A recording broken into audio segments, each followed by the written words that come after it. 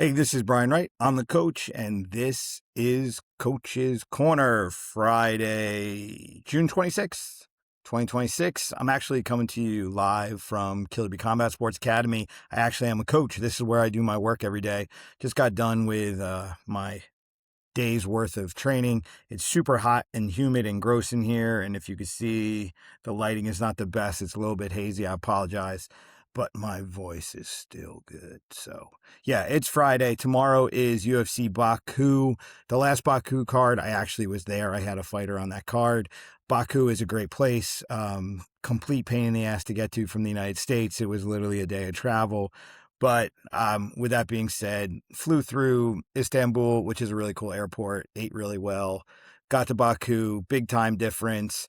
But the people there, super friendly. The food was very good. The venue was nice. The hotel was nice.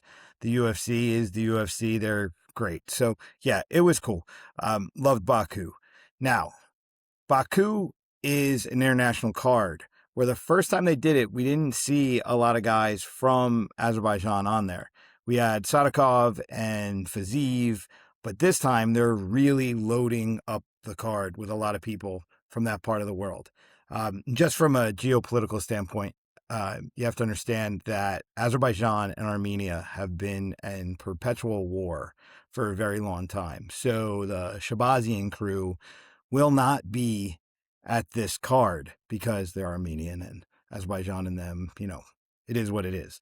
So whenever you have these international cards, it's always some kind of weird politics where the host country has issues with another country and, they have to match make accordingly so no one gets murdered by the fans.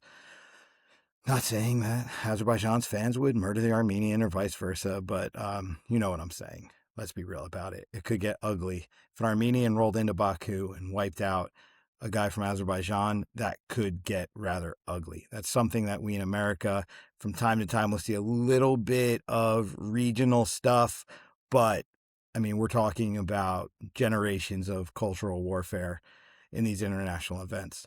So one thing I just wanted to talk about, besides the geopolitical weirdness there, was that if you look at the Macau card that just went on, the Chinese loaded that card up and they only had one guy win. They kind of got wiped out. And the thing about the Macau card is it just demonstrates the investment that the UFC has put into that region. They have a PI in China. They're trying to develop people there. If you look at the model that the UFC and the PI have got, it's interesting. So the PI in China is not really about fine-tuning UFC athletes. It's about finding the next generation of UFC athletes in China. So they go and they scout regionally and they find the next up-and-coming guys. They bring them to the PI. They introduce them to the highest level of training that they can provide. They have coaches there. That's the one thing with the PI in Las Vegas. That is a place where athletes go and they bring their own teams. The only thing you can get there is strength and conditioning and medical services. Outside of the technical stuff, that's on you. So you bring your coaches, you do your technical work in this amazing facility. In Mexico and in China, that's different. There, they actually have coaches that are working with regional prospects to get them to flirting with UFC level, if not UFC level. So they go, they get their basic training, they get them up to a certain point, and then for the most part, once the guys are now, let's say, UFC level, then they start pushing them off to other teams. City Kickboxing picks up a lot of guys. Uriah Faber's team picks up a lot of guys. Certain, like the PI in China, you can tell there are certain teams that have relationships there that are pulling off the better guys. So when you look at the Macau card, it was a lot of guys that started at the PI and then moved on to other teams and then came back home to fight. They did not do very well. So there's something clearly going on with the pipeline. The UFC is hoping to develop a strong class of prospects in that part of the world. There's a lot of fans there. There's a lot of money. There's a lot of opportunity.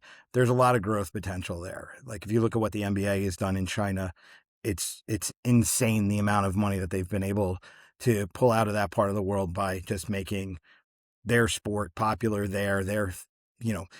Steph Curry just did a multi-billion-dollar deal for sneakers. He walked away from Under Armour and went to, I believe it's called Li Ning.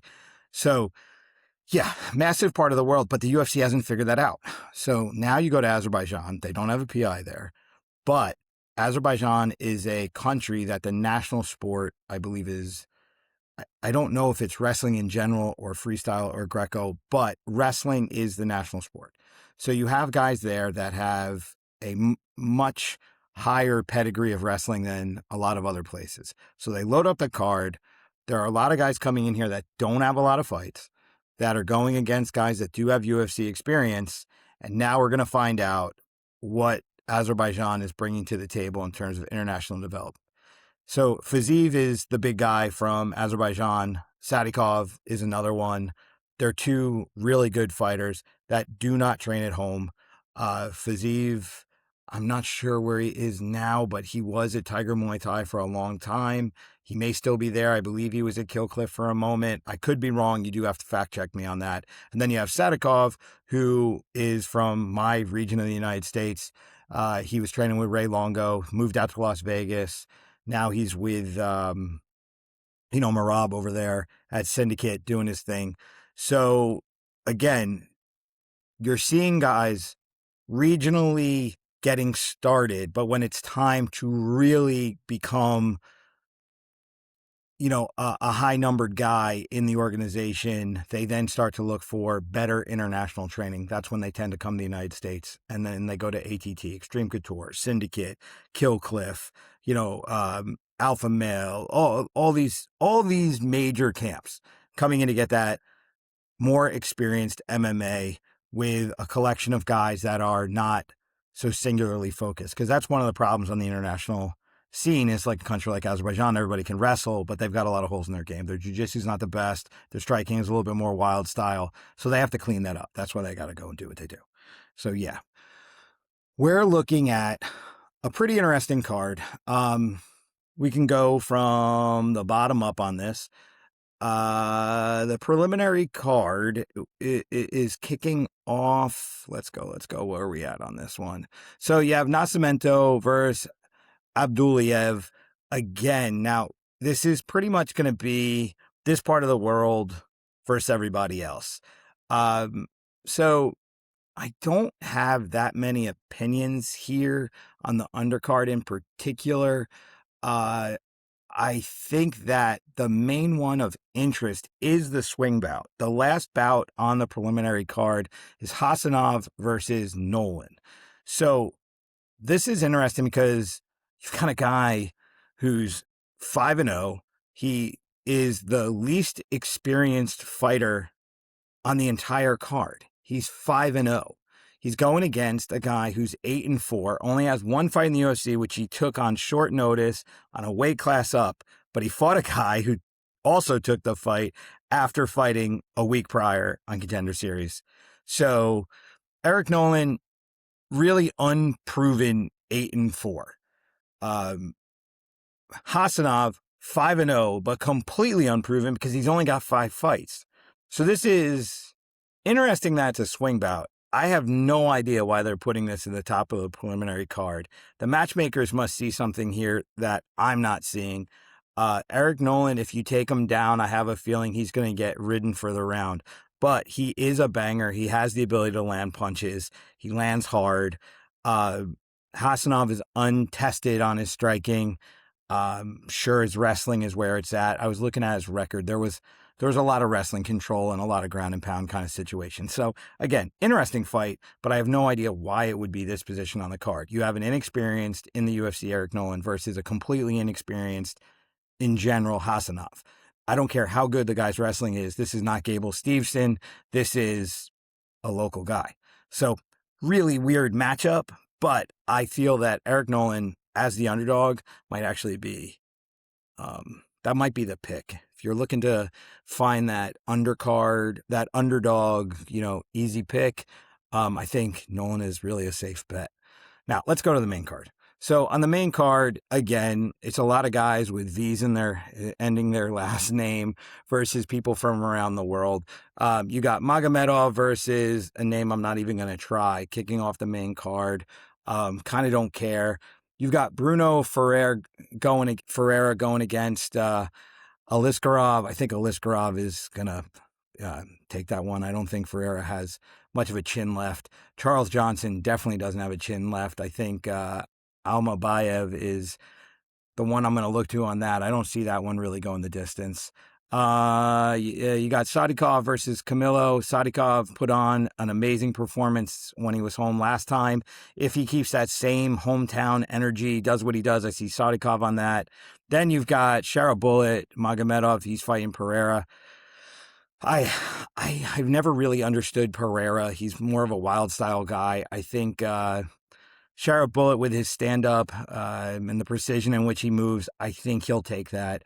Then you've got Fiziev versus Torres. Torres is tough, man. Fiziev, when he's on, he's really on. But he does have a tough task in front of him with Torres. But I think Fiziev, main event, I got to lean that way. I don't see Torres at the killer level that Fiziev tends to struggle with. I think this is a good hometown fight for him. So I think all in all, I think Azerbaijan in that part of the world is going to do very good on this card. I think that this is a good matchup situation for most of the hometown guys. And then the guys where the matchups are a little funny, I don't think anybody loses. Let's take the Eric Nolan fight. That fight right there. So you got, again, let me just get the other guy's name right because I'm all over. But Hassanov versus Nolan. Okay, fine. Let's look at just from a matchmaker perspective. You got Hassanov who's 5-0. He wins. It works for him. Great. Country looks good. He looks good. Prospect is now in the pipeline.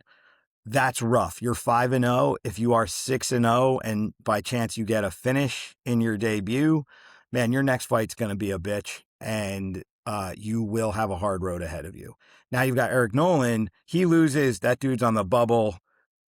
He came in on a need situation in his debut, fought a weight class up. They're giving him a pass because he took the fight on a week. He took the fight on a weight up. So they're giving him a bit of a pass. They're giving him a very winnable fight here. So Eric Nolan wins this fight. That puts him where he needs to be to actually get his career in the UFC started. Hassanov loses this fight to a guy that has more experience. No harm, no foul. They're not doing the country any harm. The guy goes back, gets some work in. They'll slow develop him. Both of these guys are kind of in a situation where it's a winnable fight for Nolan. It's a losable fight for Hassanov in a way that he still gets developed. Interesting matchup. So yeah, Eric Nolan loses. Man, I don't know what it's going to look like for him from there. He might not even see a third fight. But the need that the UFC has for fighters and the volume of fights they're putting off, they probably will give him 2 more fights, but I just don't know if that'll lead to another contract. This is kind of a must-win for Nolan. And it's good if you do, not that bad if you don't for Hassanov. That's the weird part of these MMA cards right now. So, yeah, look at it from a development perspective. UFC goes to China. They make this big investment. They put a card together. They're trying to show what they've done, and they've just shown that they got a lot of holes.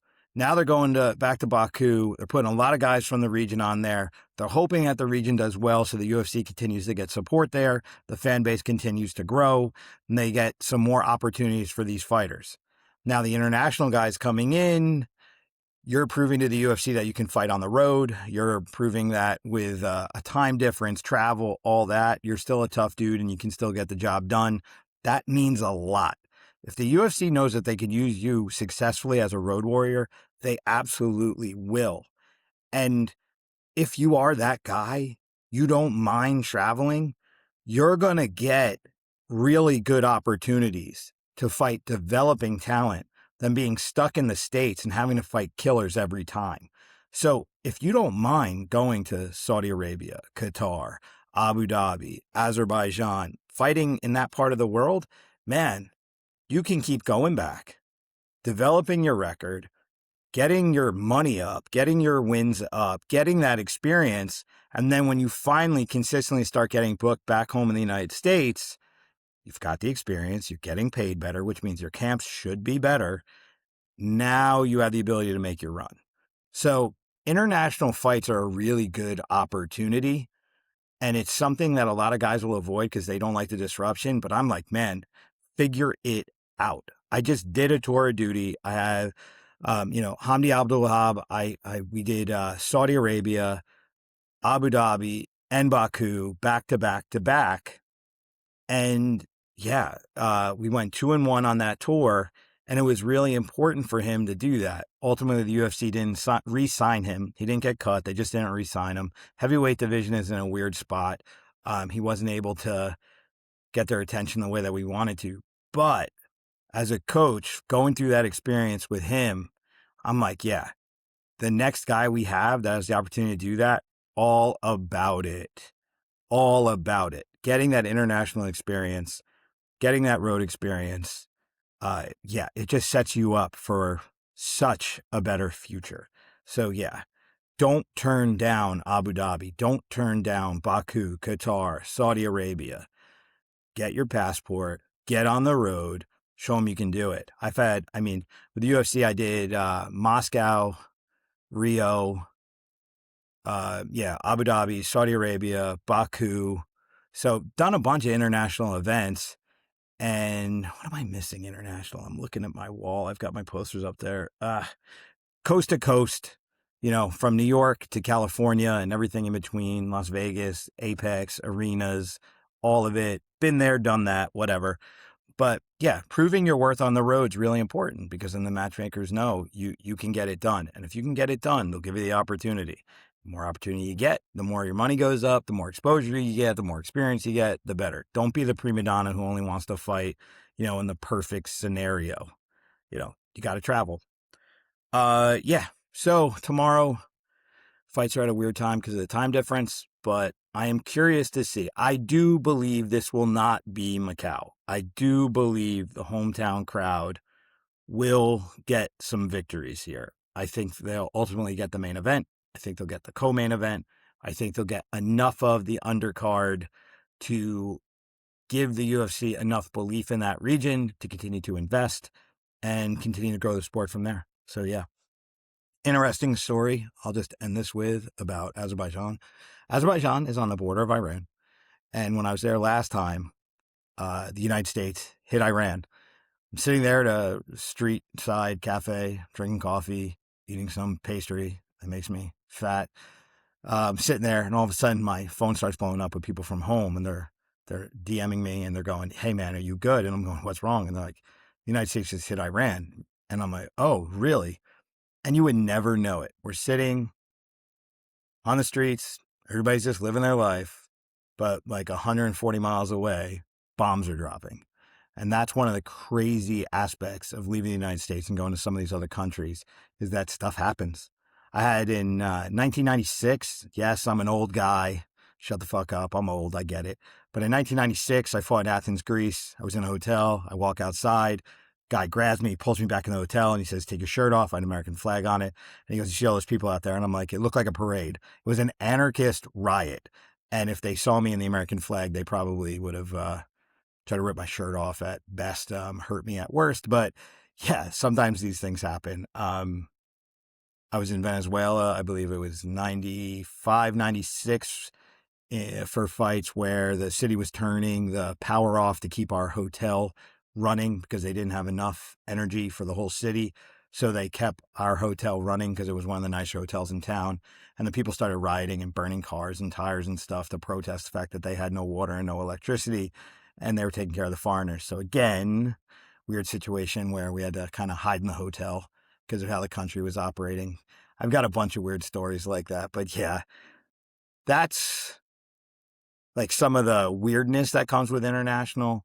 But man, you only live this life once, and to realize how good we have it here in the United States is important sometimes. And that's why going out to these places is cool. I went to Saudi Arabia, really, really nice. Everybody was super friendly. Country was really nice, but it basically ran like a religious police state. Abu Dhabi, that was like Europe under heat with an accent. Very interesting spot. You clearly knew that you were being ruled by, the government there, but the rules were very loose and they were very happy to have foreigners there. Azerbaijan was just very much like an Eastern European country. With really good food. Ate a lot of Georgian food there. I didn't realize how good Georgian food actually was. But yeah. All right, I'm kind of rambling. But this is Brian Wright. I'm the coach. let's come back on Sunday. Let's see how that card went. Let's see how good Azerbaijan does. Let's see if the Americans can take on the challenge of some of these Eastern Europeans or Asians or whatever the hell part of the world that is. But yeah, the nexus where Georgia, Turkey, and Iran and Russia all meet. We got some nasty wrestlers. Let's see if it holds up under international pressure. Brian Wright, the coach. Peace. I'm out. Bye.